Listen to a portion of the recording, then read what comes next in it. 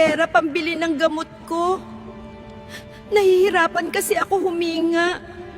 Oo, inay, may naitago akong pera dito. Ibili mo na to ng gamot, inay. Otin, pinagluto kita ng favorite mong pagkain.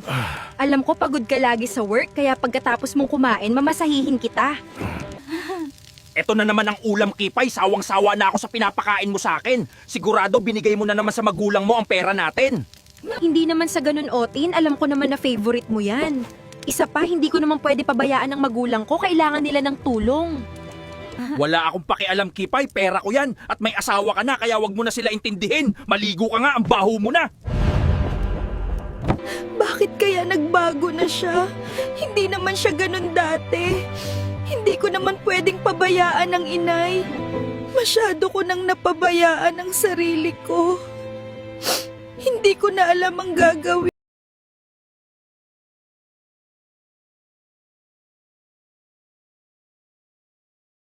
Ibigay pa niya sa magulang niya. Hi there, mukhang nag-iisa ka at kailangan mo ng kasama. Pwede ba kitang samahan dyan para mag-inom? Looks like you need my company. Wow, ang ganda niya. Oo, sakto. Mag-isa lang ako dito at kailangan ko na makakasama. Teka, ikuha kita ng maiinom para maganda ang usapan natin. Ang kisig at macho mo naman. Ano pala ang pangalan mo?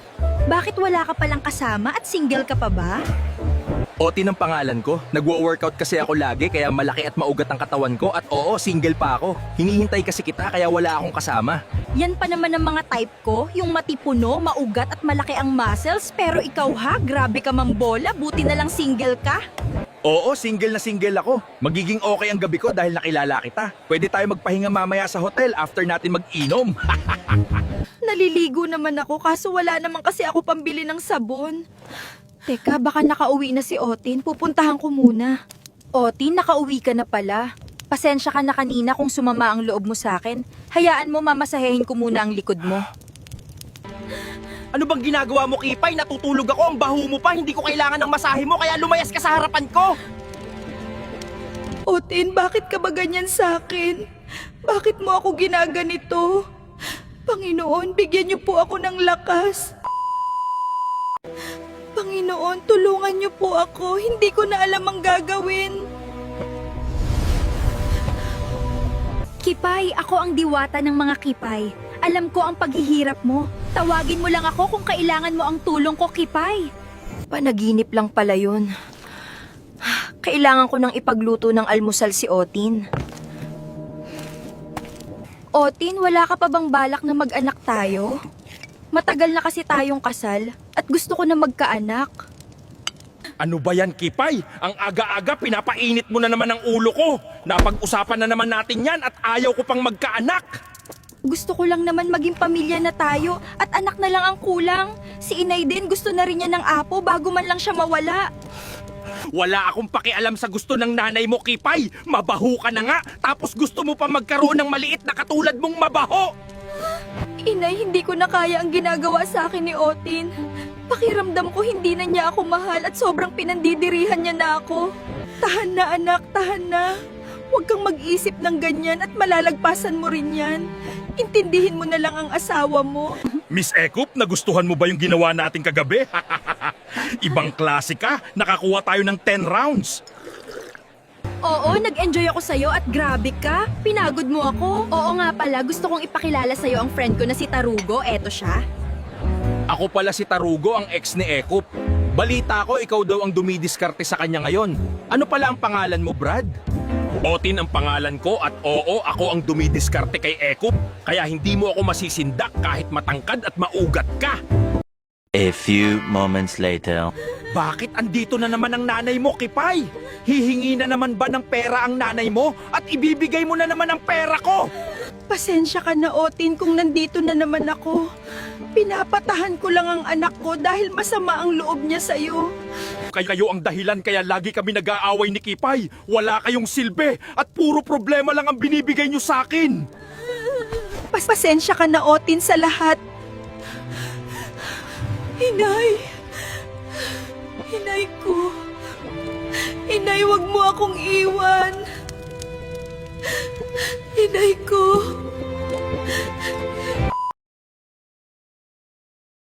Kasalanan ng nanay mo yan. Kung hindi pumunta dito, hindi sana yan mangyayari.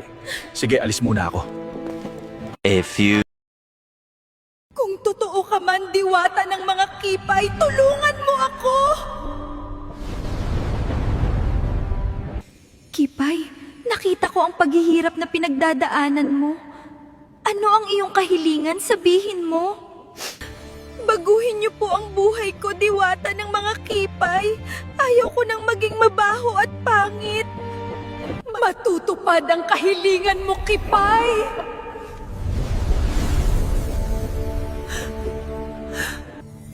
Ngayon, kipay, magbabago na ang kapalaran mo. Paalam, kipay. Salamat, diwata ng Kipay. Ngayon, makakapaghiganti na ako kay Otin sa ginawa niya kay inay at sa akin.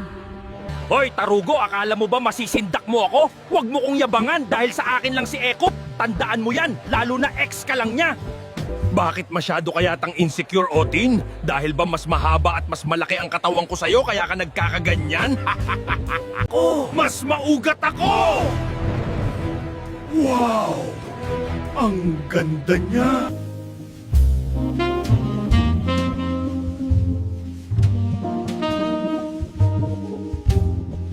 Tarugo, umalis ka muna at pumunta ka kay Ekop. Ako nang bahala dito. Mukhang papunta siya sa akin. Hi, ako nga pala si Tina Moran. Ano pala ang pangalan mo? Nakita kasi kita dito sa bar at napansin ko na napakagwapo mo. Nice meeting you, Tina Moran. Napakaganda naman ng pangalan mo. Ako nga pala si Otin, single, at oo, gwapo talaga ako. Pero balita ko wala ka daw kwentang asawa. Ikaw pa ang dahilan kaya namatay ang nanay ng asawa mo na minaltrato mo. Teka muna, Tina Moran, maling tao ang tinutukoy mo. Binata pa ako at wala pa akong asawa. Di ba sabi mo gwapo ako, yung nalang pag-usapan natin? Ikaw talaga yun, Otin. At dahil dyan, paparusahan kita para walang mga tao ang pwedeng lumapit sa'yo. Anong ginawa mo sa akin? Bakit ako nagkaganito? Anong kasalanan ko sa'yo? Parang awa mo na, alisin mo ang sumpa mo sa akin.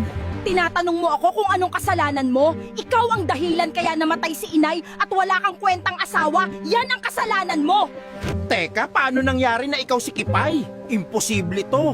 Mabaho at hindi maganda si Kipay. Nagjo-joke ka ba, Tina Moran? Nagagawa mo pang magsalita ng ganyan sa sitwasyon mo? Wala ka talagang pagsisisi, Otin. Paalam na sa'yo, Otin. Anong nangyari sa akin? Hindi ito totoo at masamang panaginip lang ito. Bakit ang dami kong kulugo sa katawan ko? Tarugo, nasa na si Otin? Akala ko magkasama kayo kanina nagiiinom. Umalis na ba agad siya? Hindi man lang nagpaalam? May kasamang magandang babae kanina si Otin ay nadulas ako. Pero totoo, may kasama siya kanina kaya malamang naghotel na sila.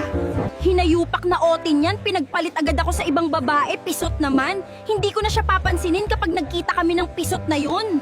Ekop, Tarugo, tulungan niyo ako. Hindi ko alam ang gagawin.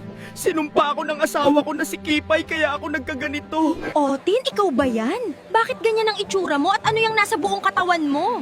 Teka, may asawa ka na? Akala ko ba binata ka? Ew, anong nangyari sa'yo, Otin? Nahawa ka ba ng STD sa kasama mong babae kanina kaya nagka-genital warts ka sa buong katawan? Sinumpa ako ng asawa ko kaya ako tinubuan ng ganito sa buong katawan ko. Tulungan niyo naman ako, di ko alam ang gagawin. Alam mo kung anong tawag dyan? Tawag dyan karma, kasi manluloko ka. Nakipag 10 rounds ka pa sa akin, may asawa ka na palang, hinayupak ka. Pasensya na, Otin. Ayaw kong lumapit sa'yo at baka mahawa pa ako ng kung ano yung nasa katawan mo. Good luck na lang sa'yo, pare. Good luck, Otin na pisot! Alalahanin mo na lang ang 10 rounds na binigay ko sa'yo. Tara na, Tarugo, mag 10 rounds tayo. Huwag niyo kong iwan, Ekop! Tarugo! Sali niyo naman ako sa 10 rounds.